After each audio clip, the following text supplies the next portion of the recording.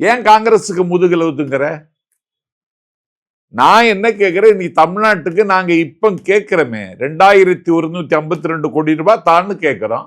அதுதானே சொல்றாங்க. 43 லட்சம் மக்கள் இன்றைக்கு 43 லட்சம் மாணவர்களுக்கு பாதிப்பு. இந்த மாணவர்களுக்காகயாவது நீ கொடுக்க வேண்டாமா? நீ இத பேசுறதுக்கு வரணுமா?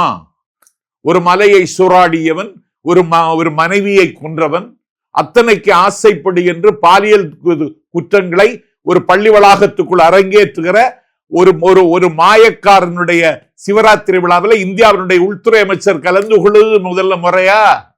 இல்ல பிரதமரே வந்திருக்காரு சார். அதான் சொல்றேன். அப்ப இவங்க என்ன அரசியல் இது?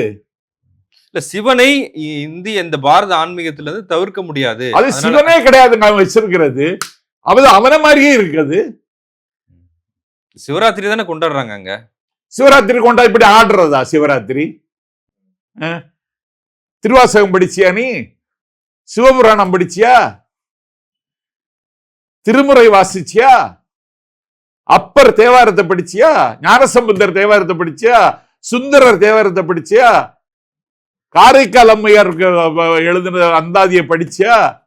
கைலைவாதி காலத்து பாதி சேரமான் பெருமாள் நாயனார் எழுதுற அதை படிச்சியா? கூத்தடிக்கிற நீ. இதுக்கு பேரா சிவராத்திரி?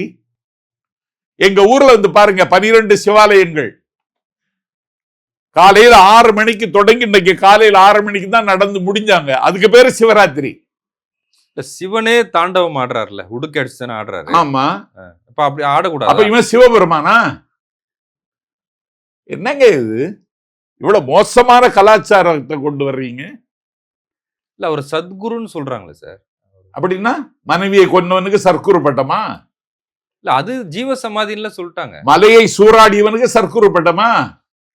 அத்தனைக்கு ஆசைப்பட்டு சொல்லி பெண்களை மானபங்கம் செய்கிற பள்ளி நடத்துறவனுக்கு பேரு சர்க்குருவா?